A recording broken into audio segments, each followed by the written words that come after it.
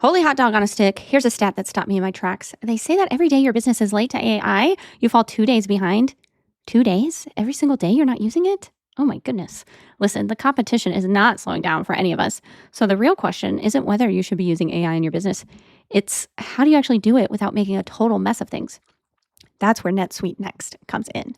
You probably already know NetSuite. It's the AI-powered business management suite trusted by over 43,000 customers that securely connects all your data, financials, inventory, commerce, HR, CRM, literally everything in one single source of truth, baby. But NetSuite Next takes it even further because now AI is built into everything you do, right? It automatically surfaces custom insights throughout your day. AI agents work right alongside you to solve problems and handle all that routine stuff. Anytime you have a question about anything, just ask, like you're chatting with a coworker who actually knows what's going on. NetSuite is customized for a ton of different industries, so it actually supports the way your business really works. And if I needed a business management suite, this is exactly what I'd use. Whether your company is making millions or hundreds of millions, it's time for NetSuite Next, baby. For the first time ever, you can try NetSuite Next for free. If your revenues are at least in the 7 figures, go to netsuite.ai/SPI. Built for every industry, ready for every boardroom, netsuite.ai/SPI. Listen. As you already know, I am not Pat Flynn, right? I am Liz Wilcox, and I'm not afraid to admit that running a podcast and a business takes skills I know I don't naturally have. Like editing, not my thing. Tech setup, not my thing. So if I ever needed to hire someone, I wouldn't just post must know podcasting and hope for the best. I'd want someone who's actually worked on conversational shows like this one, knows the software we use, gets our vibe, and can just jump in without a ton of hand holding. Dreamy. But honestly, this is a job for sponsored jobs. Here's what I love about Indeed sponsored jobs. It boosts your job post in search results so you're reaching candidates who actually match what you need. The skills, the experience, the location, all of it. And you only pay for results, which, yes, please. Let me give you a stat that kind of blew my mind, honestly. People are finding quality hires on Indeed right now. In the minute I've been talking to you, companies like yours made 27 hires on Indeed. According to Indeed data worldwide, that's wild. And get this, sponsored jobs posted directly on Indeed are 95% more likely to report a hire than non-sponsored jobs. That's a huge difference. Join the 3.3 million employers worldwide that use Indeed to connect with quality talent that fits their needs. Spend less time searching and more time actually interviewing candidates who check all your boxes. Less stress, less time, more results. When you need the right person to cut through the chaos, this is a job for Indeed sponsored jobs. And listeners of the show will get a $75 sponsored job credit to help get your job the premium status it deserves at Indeed.com/podcast. Just go to Indeed.com/podcast right now and support our show by saying you heard about Indeed on this podcast. Indeed.com/podcast. Terms and conditions apply. Hiring now? Then this is a job for Indeed sponsored jobs. If one of the ways in which you believe that you should be generating revenue as a creator or media company is partnerships, sponsorships, brand deals, you can't just rely on these brands stumbling across your storefront. You have to be proactively reaching out to them and letting them know you exist. Start tagging them on social media. That's one of the best ways to get on their radar, is organically professing your love for the tools and the services and the brands that you authentically use. And a lot of creators tell me like, okay, well, if I'm talking about them for free, why would they pay me? You have to understand that like a lot of these brands and sponsors, when they run campaigns, they have very specific things that they want you to say, sound bites that they want you to talk about that they can cut apart and repurpose for paid ads. Or maybe there's some sort of seasonal promotion, like a back to school campaign or a holiday campaign or something like that. And there's a coupon code, right? You're not saying those things organically. And so I think it's just like an important reminder that like you having, like you said, the agency to start championing them, to reach out to them, proposing, an engagement could be the foot in the door that you need. Okay, if you're trying to earn a revenue, there's a million ways to do it. One of those ways might be just right under your nose and you don't even know about it yet. We have an expert on today, Justin Moore, who is the author of Sponsor Magnet. And of course, I'm here with Liz as well. Hey, friends. We've both had experience with sponsorships before, but we wanted to bring somebody in to really tell it like it is, what's working now with sponsorships and brand deals. Justin, welcome to the podcast. Thanks for being here. Pat, Liz, I'm thrilled to be here. And before we start, I need to give you your flowers. Very important, because My book, Sponsor Magnet, would not exist without you, Pat. I think you may or may not know this, but you gave me some real tough love in the early days of writing a book. And you basically said, you need to write the sponsorship book because I was going to write something completely I different. remember that. And so this honestly probably wouldn't exist without you. So I appreciate you, man. Well, it is the book to read if you are getting into sponsorships and brand deals, which, that kind of business model has been around for a very long time, but it has changed. It has transformed. And I know your book, you talk about the principles of what works that will be timeless. But in addition to that, I do want to talk about what are the tactics that are working right now for brands? And I know, Liz, you've worked with brands even back in your RV blogger days and things like that. So Liz and I will both poke at you a little bit on kind of what is working. But principally, why would a brand want to work with a creator? What is it that is attractive to a brand?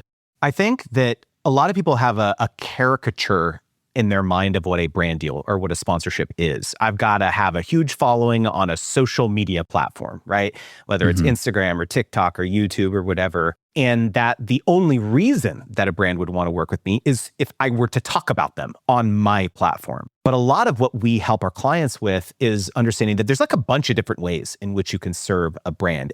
A native branded content, like a video, let's say, that you create is just one version of that. And so the most important thing to realize is that there's actually 3 goals that brands have when they want to collaborate with the creator. I call it my ARC framework. A stands for awareness.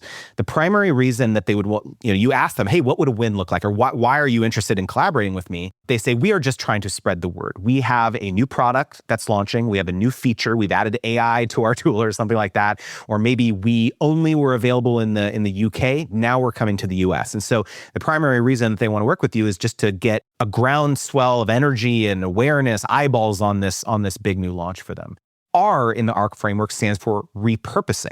So the primary reason that they would want to hire you or Liz would be to get content that they could use in other ways, maybe put it on their social media, on their website, maybe use for paid advertising, right, to run ads.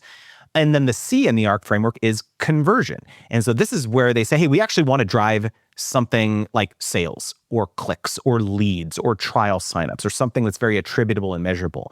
And I think a lot of creators and media operators think that conversions is all brands care about. Generating sales, right? Especially if you come from the, email marketing or kind of the direct response world.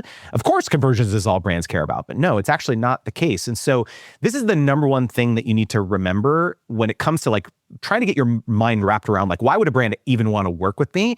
Is they have a couple different goals and your singular job is to understand what that is.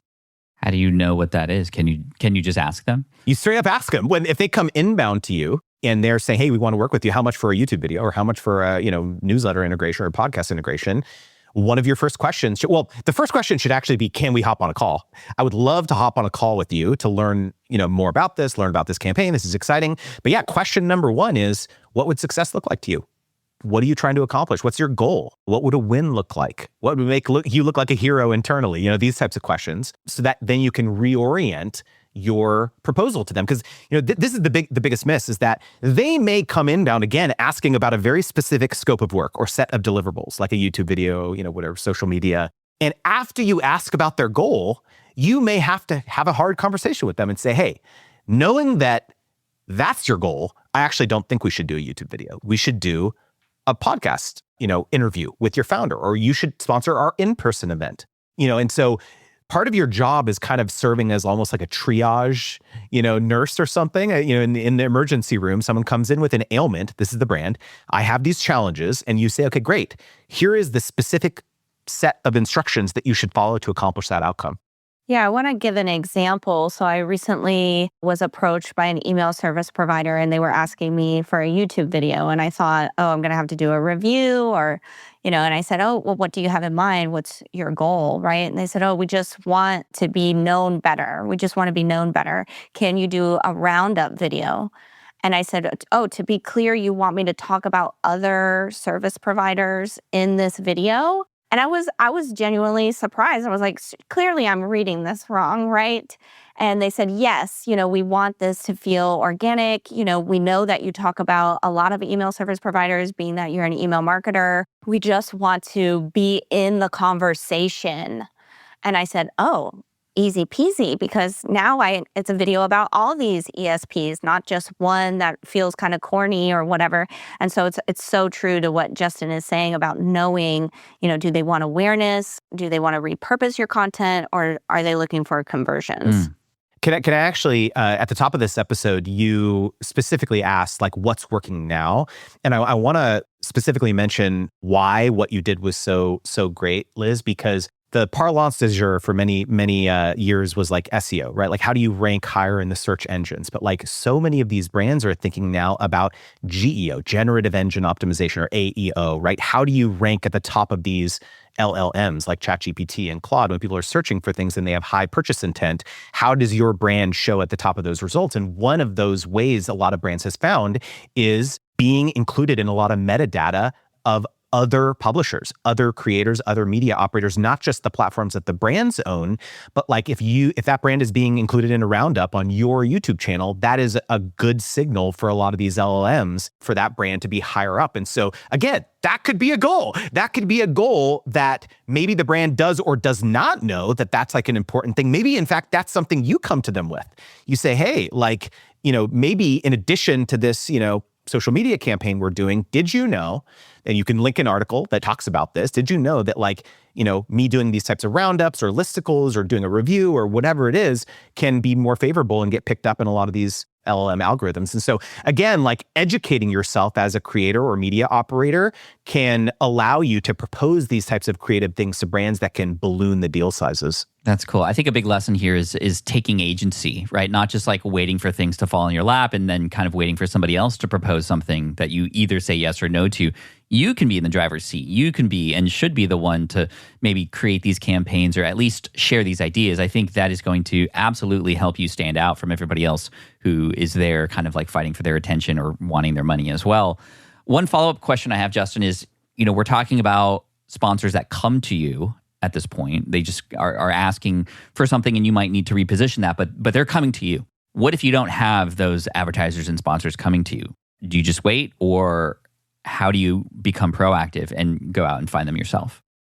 If you opened any other business, let's say you open an ice cream shop, a brick and mortar location, do you think that you're just going to rely on people walking by, the foot traffic in the proximity surrounding your ice cream shop?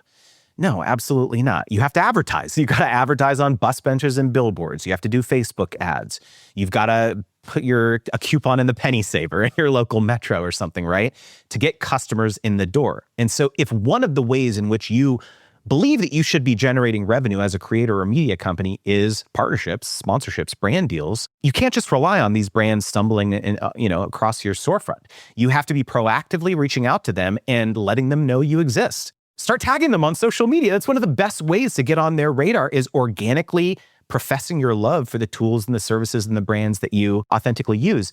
And a lot of creators tell me like, okay, well, if I'm talking about them for free, why would they pay me? Right. You have to understand that like a lot of these brands and sponsors, when they run campaigns, they have very specific things that they want you to say, whether it's sound bites that they want you to talk about that they can cut apart and repurpose for paid ads, or maybe there's some sort of seasonal promotion like a back to school campaign or a holiday campaign or something like that. And there's a coupon code, right? You're not saying those things organically.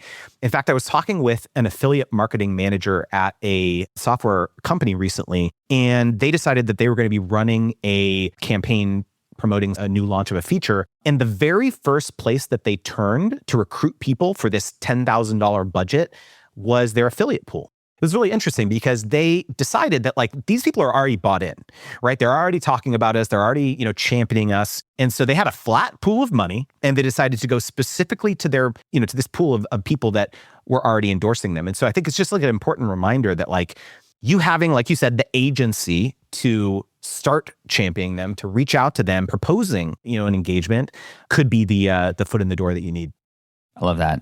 While we're here, I want to make sure people know that your book exists, because it is definitely a great place to start. We also have a course inside of the SPI community, Sponsor Me, which references your book as well. So I feel like and I think you mentioned this earlier, you have a way for people to get access to this book that is pretty exclusive to this show. What is that? I have a pretty sweet promo for y'all. So if you're listening to this and you're like, well, I've never done sponsorships before, or maybe I actually have a pretty robust sponsorship business, but I want to go deeper, I've got a $1 audiobook promo for y'all. Seriously, you could get my audiobook. You can binge it on 2x speed if you're busy. You can go to sponsormagnet.com/SPI and grab that audiobook, and I guarantee you you'll make a lot more than $1 from it. Yes. Thank you for that. Sponsormagnet.com/SPI.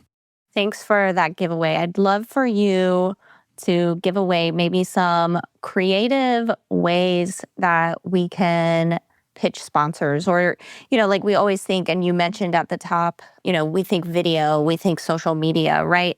So what are some of the assets that we're not thinking about that sponsors, or that you can get sponsored? Well, you know what I'm right in the middle of right now is getting my book sponsored. What? Can I talk about something? Yes, please. Yeah, that sounds interesting. I'm leaning in. Kind of a cool format here. All right. So I am just about to hit 10,000 copies sold of my book. Congrats. Which thank you very much. I'm pretty stoked about it because I self-published, or I hybrid published it. And so there's a lot of advantages actually to self-publishing for this specific reason, which is that every book is, my partner, I'll give him a shout out, is Lulu, and it's print on demand. So every time someone orders a book, they print it and they fulfill it on my behalf. And so what that allows me is the ability to create custom versions of the book in as many or as little quantities as I want. And so I am going out there and thinking, okay, what are the 4 or 5 category exclusive sponsors that I could pitch to them to say, hey, how about the Kit custom edition of Sponsor Magnet, where there's a little badge with the Kit logo on the front of the cover art. There's a foreword from Nathan Barry talking about why having an email list and having a newsletter is so powerful to be able to upsell your sponsors who are wanting to sponsor your podcast or your YouTube channel. And you can upsell a newsletter blast on top of that sponsorship. And guess what? They can print 500 copies of these to pass out at Craft and Commerce, their in-person event. They can put it in their swag bags when they sponsor other events, showing that they're advocates for the community. And I get more distribution for the book, right? And so this is a sponsorable, they're paying me for the privilege to sponsor the book and do this custom version. But really, I love to say, like, you're only limited by your own creativity. And, maybe this unlocks something in some folks' brains. Listen, Justin Moore just turned into Jerry Jones. Do you guys know who that is? He's the owner of the Dallas Cowboys, and he is really credited with the NFL, getting major sponsorships, right? Like I remember watching a documentary on Netflix, and he said, I was one sponsor and one sponsor only, but he started sponsoring, like every bleacher and the sidelines and this and that, and I think he was sued by the NFL or something, but he ended up winning, and now it's standard. So I don't know, when Justin said sponsoring the book, I know you can't see me, but my jaw dropped. I was like, what? That's so really smart. That's so smart. I love that so much. Let me give you another kind of weird one. So I have an in-person event called Sponsor Games. It's a super fun event. It's actually a competition. There's a cash prize and everything, and you learn how to get, become a better negotiator and all that. But my title sponsor, my presenting sponsor is Lulu, my publisher, and they sponsored year 1. And when I was doing my debrief conversation with them of how year 1 went, they gave me this really interesting piece of feedback. So we hired this super high-end barista coffee cart, kind of cool hipstery thing that, everyone could get their coffee at the event. And they brought this laser foam printer. Have you seen these where you can literally etch a logo onto the foam of the coffee? So we basically had the logo of Sponsor Games, and it would go zzz, zzz, zzz, when the coffee was done, and it was super Instagrammable. People were taking pictures of it and everything. And the very first thing that our sponsor Lulu said when we were talking about a sponsorship for year 2, where they said, how can we be the exclusive foam art sponsor? And I was like, I did not know that was something you would want. And so sure enough, when I pitched them on year 2, they became the exclusive foam sponsor. And so now when everyone's taking photos of the event, it's the Lulu logo on the foam instead of, and we still have our little sticker on the cup, but oftentimes you don't know what is exciting and important to a sponsor until you have a conversation with them. And so you can't always assume that you know what they care about. Yeah. So here's something I've always believed about websites. The best ones, They feel handcrafted, like every single detail was intentional. But getting there has traditionally meant weeks of back and forth between designers, developers, and everybody else in between. That gap between a great idea and a production-ready website has always been too wide. Framer closes it. Framer is the pro site builder for creators, teams, and businesses that want a professional site and care enough to get every detail right. And here's what's really exciting. AI agents are built directly into the canvas, the same space where your real site lives. Your team can design pages, manage CMS content, write copy, add SEO, and audit for issues, all without ever leaving the tool. Here's the balance I love. Agents bring the speed and scale. Your team brings the taste, judgment, and control. You prompt, inspect, edit, and publish all in one place at a whole new pace. Companies like Perplexity and Miro trust Framer with their .com, backed by enterprise-grade security and 99.99% uptime. Learn how you can get more out of your site from a Framer specialist or get started building for free today at framer.com/SPI for 30% off a Framer Pro annual plan. That's framer.com/SPI for 30% off. Framer.com/SPI. Rules and restrictions may apply. Listen up, because I am about to tell you the biggest growth hack I've ever learned. You don't have to do it all yourself. That's right. You don't have to do it all yourself. I know. Easier said than done, right, Liz? Because finding someone you actually trust with the skills you need right when you need them, that used to feel impossible. So a lot of us just default to doing everything ourselves, even when it's slowing us down. That's exactly why Upwork is such a game changer, baby. Upwork is your one-stop shop to find, hire, and pay expert freelancers, web and software development, data and analytics, marketing, business operations, all of it. You get instant access to specialized talent across 125 plus categories, so you can fill skill gaps and launch projects faster without committing to a full-time hire. Here's what I love. You can browse profiles, check out their past work, and even get help figuring out exactly what role you need.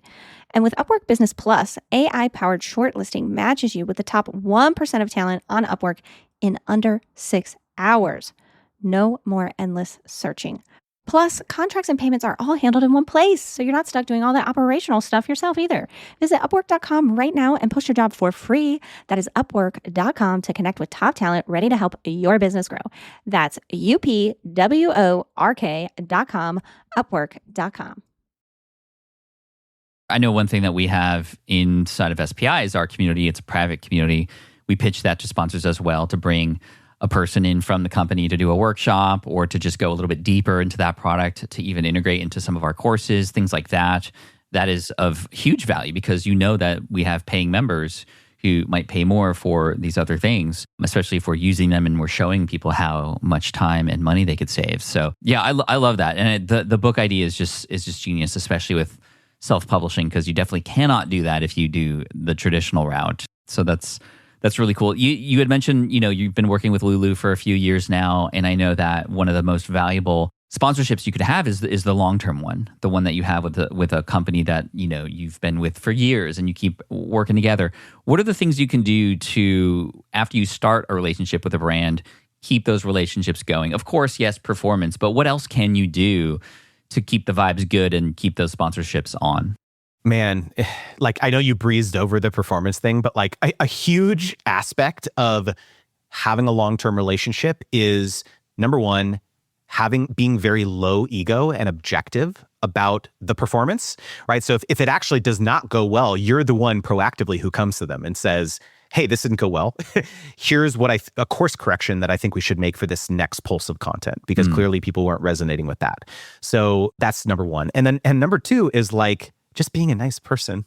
You'd be shocked. I ran an ad agency for 7 years. You would be shocked at how miserable people would make my life, and I'm literally trying to give them money, and they are just making me chase them for every single deliverable and every single update. And if a brand is working with 20 people on a campaign, I can say this with credibility that on an average campaign with 20 people, maybe 2 would be just amazing. Over-delivering, submitting stuff, at the deadlines that they were required to. They gave me all their tax paperwork and the invoices and all the little small details when it comes to a partnership. 2 out of 20 people. And that carries through across, the hundreds of campaigns that I ran over the years.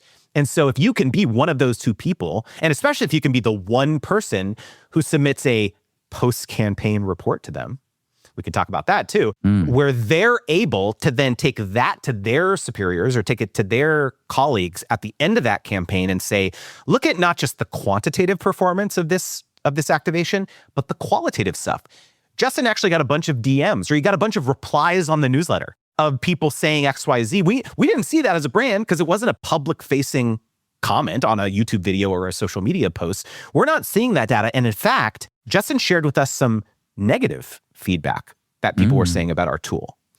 And actually, in fact, 10 people said that they hate our tool for the following reason, or it's too expensive, or it tastes bad, or, whatever, some sort of objection. Man, brands rarely get that level of deep market research that they can then use to head on address that objection. Look, if you're listening to this and you probably sell things directly to your audience, and there's this whole idea about objections, right? Like clients and customers have objections when it comes to deciding whether they're going to invest in your course or your community or your tool or whatever it is, your digital product. It's the same with sponsors, right? They want to know the objections that prospective customers have. And so if you can serve as a mechanism or a conduit for you to deliver this feedback to them, that could be the focus of the next activation. Is like, hey, I know last time I talked about this, 10 of you said blah, blah, blah, blah, blah. Here's why that's not the case. Or here's why, the brand has changed their formulation 6 months ago and you didn't know that, right? And so just giving the brand that ability to actually have a true partnership with you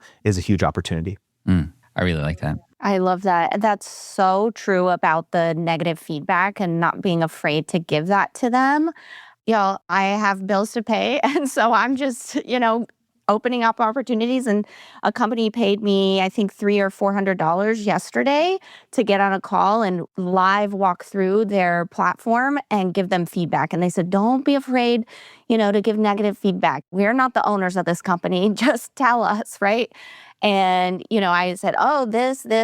And at the end, they said, oh, thank you for being so candid. We had never heard ABC, because I went on a little rant about something. And they said, we cannot wait to take this back to the team. This is something that we can work with. So I think that's so super important. I literally wrote it down. Y'all, I'm taking notes. I know you're listening. You're probably driving or something. If you want the notes, just email me. I wrote post campaign report and I circled it really big because I don't think that's something that we're doing at SPI. We always do debriefs and things, but it's less formal. It's, let's hop on a call and talk about how it did, but we're not doing anything formal. That I love what Justin said about, they can take that back to whoever, right? So I love this. I'm super geeked out right now. And the critical thing, the original question was how do you turn them into long-term partners? The critical thing is that in your post-campaign report is your pitch for the next campaign. Boom. So you're saying, hey, I learned all of these new things, these new insights from doing this activation together. And so we're going to use those to, now do a 6-month partnership or the next set of videos. And so now whether or not they are ready to move forward with it right away is irrelevant. It's that you're signaling interest to them that you want to continue the relationship. And when they're now entering their budgetary planning meeting for the next campaign, they have a proposal ready to go from you that they could, oh yeah, we'll just hire Liz again because she already had this idea that we could do for the holiday campaign. Wow. What are some other things that people who are just getting started with, what are some myths or stories they're telling themselves that stop them from actually taking action here? That they're annoying brands, or that if a brand doesn't respond to them or says no to them, that is some sort of commentary on them, that they're not good enough, that they don't have enough followers, that they need to, it's a reflection on them rather than the brand. The reality of it is that brands are desperate for you to serve them and help them in this regard because they have their own KPIs, their own key performance indicators that they need to hit. New customers, new revenue, and they're always trying to think of creative ways to either acquire or retain customers, right? And so you actually coming to them with a pitch, an idea of how you can help them, how you can make their life easier, it's a great act of service. And if the brand isn't down for it right there, I have this saying, it's not no, it's just not yet. It's not the right time. They don't have the budget. They've never done something like that before. They have their own set of objections of why they're not ready to move forward. But unless a brand tells you never contact us again, delete me from your phone, your email, you should just treat this as okay, I'm going to continue nurturing this relationship. And so I really would implore you to understand. There's this image that I wish I could like show on the screen or whatever of like this miner who's underground and he's like chiseling away. There's two miners right on the top, chisel, chisel, chisel. And then the top guy is like turned around and he like gave up right at the last moment when there was like this tiny little sliver right. And then there was this like big treasure, all these diamonds and gold on the other side. And the visual on the bottom is like, this guy's just, this person is just chiseling away, knowing that like on the other end of like 25 no's, guaranteed is going to be a yes. Guaranteed is going to be a yes, as long as you're able to have that perseverance. There's a client of ours recently shared this anecdote that it was her fourth follow-up with the brand. Without hearing back. They were not responding to her. It was their fourth email. And then the brand finally responded. It was like, oh, thank you so much. I've been so busy. I've been out of the office. My kid was sick. I was on vacation. I don't remember what it was. Something like that. But great timing. I'm so glad your email popped to the top of my inbox because we've got this campaign. Let's move forward. And they move forward with the deal. So like, could you set that as a goal? Could you have the tenacity to email a brand 3 or 4 times without hearing back? That's the goal. Yeah. And I mean, what have you got to lose, right? The worst they could say is no, or not yet, or not right now. Exactly. And you never might not know who would be willing to work with you either. For Deep Pocket Monster, my Pokemon brand, we were going to film a video in Tampa Bay, Florida, because we were hosting an event there. And we're like, oh, we're going to go to Florida. We're going to film a little challenge video around the city. And we're actually going to feature a lot of the city there. Like, I wonder if the Board of Tourism of Tampa would be interested in working with us. Like, what have we got to lose? We might as well ask. So we got on a call with them. They were interested, and they were like, we've never done anything like this before. We've paid influencers to come and like stay at hotels, but we've never had anybody like go around the city and create a story around it, let alone talk about Pokemon. But the guy was chill, and he's like, let's do it. So for a low 5-figure amount, we filmed this video that I would have gone and done anyway. That's the funny part about this. And he's just like, okay, hit up this, like stay at this hotel. We'll get you in for free. Go to this restaurant. We'll get you a meal for free. It's like, oh, okay, now we know where to go specifically because those are companies that work with the tourism board and everybody wins. And so that video did very, very well. So well that we invited this guy on stage when we eventually hosted the event and gave him some love at the event as well. And now he's like, when are you coming back? When are you coming back? We want to work with you again. But we always change locations, but we just took a shot. We just took a shot and that one worked out. We did the same thing with Seattle and they were like, no. And we were like, okay, that's fine. But now we have this one proven example that we can now, when we go to different cities, we can be like, hey, we did this with Tampa. Here's our post report with them. Here's how many millions of views have been seen on this one. And look at everybody in the comments saying, I'm going to go to that restaurant. Oh, I want to visit that card shop now. Like, we can do this at your city too. So it was pretty cool to have that happen. That was a shot in the dark, probably the most random one that we've done, that I've ever done. And it kind of worked out. I want to bring it back to what you said at the top of the episode, because I have one more thing that I really want to share about what's working now. Please. You might be listening to these anecdotes of Pat all landing in these 5-figure deals and be like, easy for you, Pat. You've got 1 million subscribers and you've got all these followers and like easy for you to land these types of deals. But I'm over here, I've got 1,000 followers, or I've got, I only get a couple hundred downloads per average on my podcast or whatever. I'm here to tell you that especially if you have a deep subject matter expertise, you have a niche, something that is very specific, you can land extremely lucrative brand deals. Let me tell you a quick story of one of my clients. Her name is Dr. Alex. She has a podcast called Digital Pathology Place. Okay. Digital Pathology. Okay. So she gets a couple hundred downloads on average on her podcast episodes. And when she does, she does on LinkedIn and YouTube and so on. She was recently doing a live stream on LinkedIn and she had less than 100 viewers on this live stream. She sold a $250,000 piece of medical equipment on this live stream. Wow.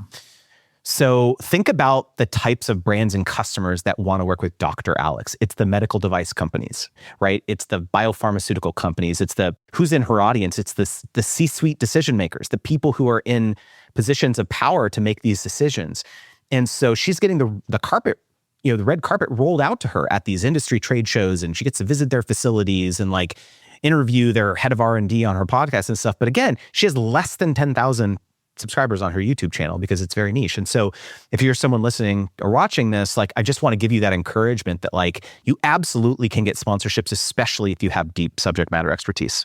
I'm so grateful that you mentioned that. And it reminds me of one of our students, Wojcik, who has a podcast called The Fire Science Show. And I mean, probably in the entire world, there are probably 5,000 people who study what he's talking. It's like the science of fire. And he was able to land a sponsorship deal that made him more than his day job because he is the guy. It's like, if you're going to do anything fire science related, like, you have to be on that show, and you have to, and there's like trade shows, very specific, small niche trade shows in that space. And companies pay tens of thousands of dollars to set up shop at these trade shows for 2 days and then go home. But what if you had a spot on my podcast forever? Well, that's how he did it. That's how he positioned it.